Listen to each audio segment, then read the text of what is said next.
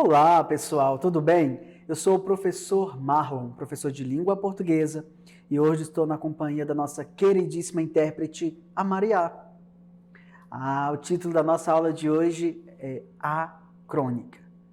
Você conhece esse gênero? Certamente já deve ter lido alguma crônica, estudado, mas algumas pessoas costumam confundi-la um pouquinho com outros gêneros, o conto, por exemplo.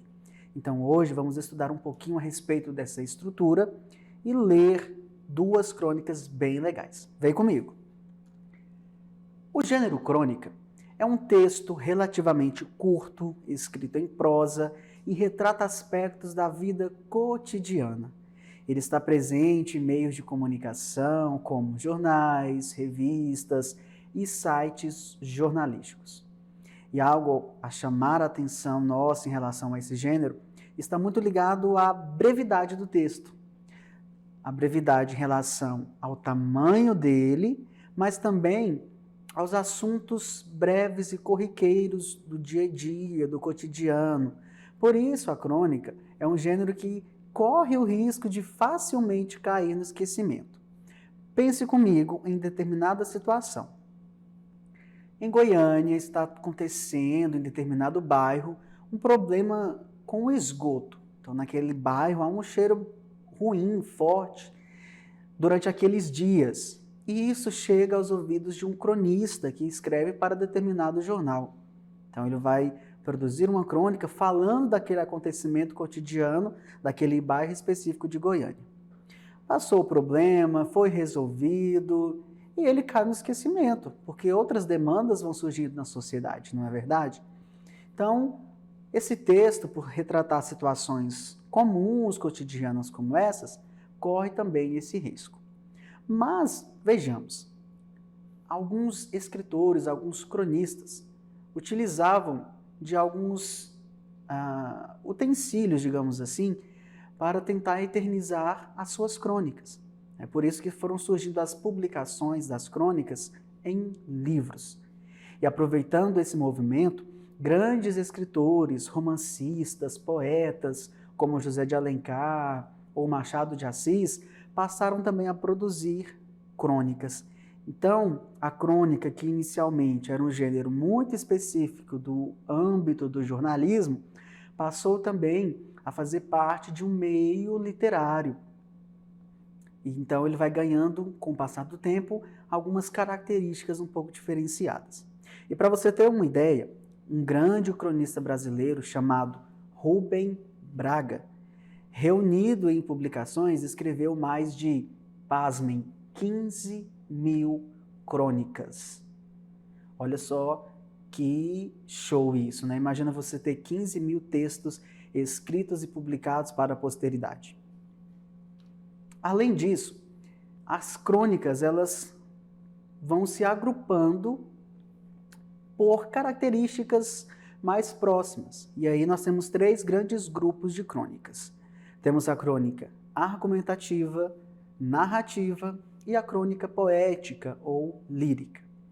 A crônica argumentativa, nela o autor defende alguma opinião, apresenta argumentos para justificar essa opinião, mas sem a intenção de necessariamente convencer o leitor. O objetivo dele é basicamente expor o seu ponto de vista em uma linguagem mais leve, sem muitas formalidades, é se posicionar a respeito de um tema. Já a crônica narrativa, como o próprio nome diz, narra uma história, que pode ser verídica ou ficcional.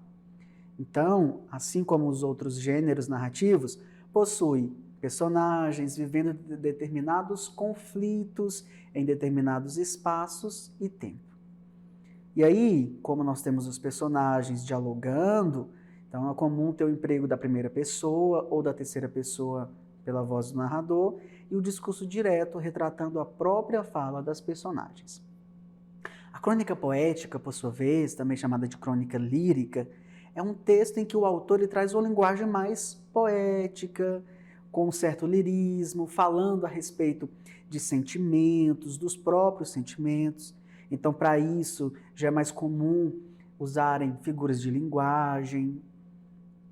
por seu caráter poético, então, a intenção, provavelmente, ou mais comum, é emocionar o leitor com aquela narrativa. E é por isso que eu trago para vocês uma crônica de Carlos Drummond de Andrade. Certamente você já deve ter ouvido falar desse grande poeta do modernismo brasileiro. E a crônica que eu vou ler para vocês dele chama Furto de Flor.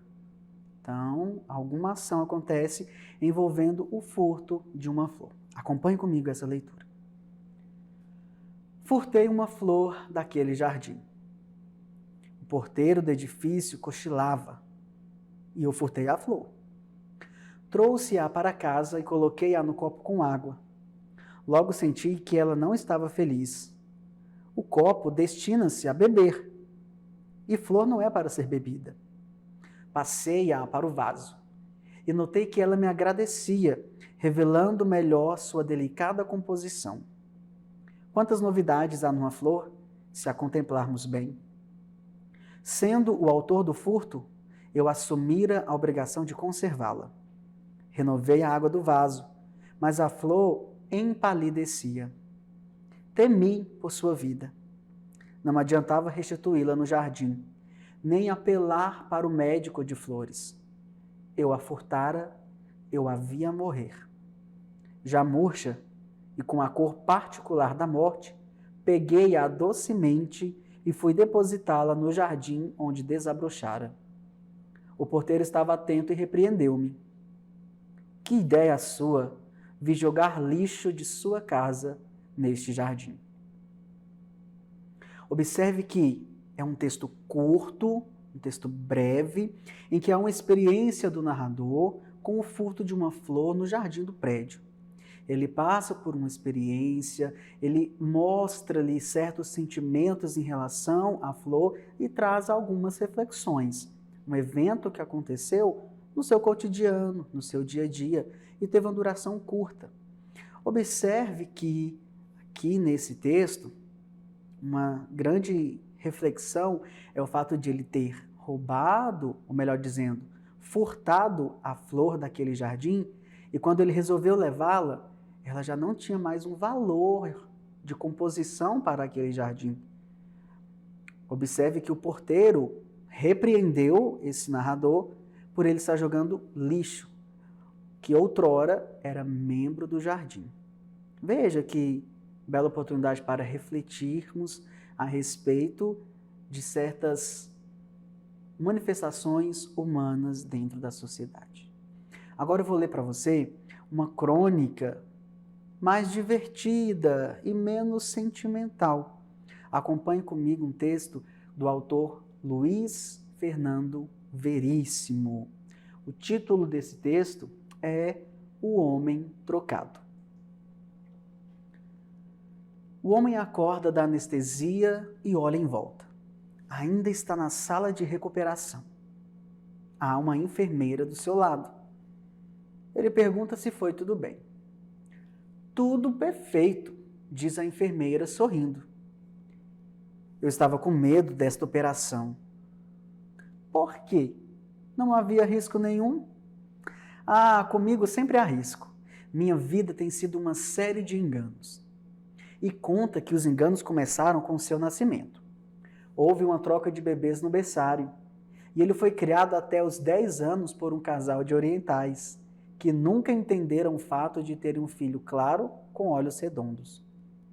Descoberto o erro, ele fora viver com seus verdadeiros pais, ou com sua verdadeira mãe, pois o pai abandonara a mulher depois que esta não soube explicar o nascimento de um bebê chinês. E o meu nome? Outro engano. Seu nome não é Lírio? Era para ser Lauro. Se enganaram no cartório e os enganos se sucediam. Na escola, vivia recebendo castigo pelo que não fazia. Fizeram o vestibular com sucesso, mas não conseguiram entrar na universidade. O computador se enganara. Seu nome não apareceu na lista. Há anos que a minha conta do telefone vem com cifras incríveis. No mês passado, tive que pagar mais de R$ 3.000. E o senhor não faz chamadas interurbanas? Eu não tenho telefone. Conhecera sua mulher por engano. Ela o confundira com o outro. Não foram felizes. Por quê? Ela me enganava. Fora preso por engano várias vezes. Recebi intimações para pagar dívidas que não fazia. Até tiveram uma breve e louca alegria quando ouvira o médico dizer: o senhor está desenganado. Mas também fora um engano do médico. Não era tão grave assim. Uma simples apendicite. Se vocês dizem que a operação foi bem, a enfermeira parou de sorrir. Apendicite? Perguntou hesitante. A operação era para tirar o apêndice. Não era para trocar de sexo? Bem, vejam quantos equívocos na vida desse pobre homem, não é verdade? É um texto humorístico, carrega uma certa graça, nos faz rir em alguns momentos. Perceba que essa crônica traz absurdos em relação a um único homem viver tantos enganos, mas traz situações do cotidiano que diversas pessoas poderiam viver, vários enganos. Então, é uma estratégia que o autor utilizou para falar sobre os equívocos do dia a dia.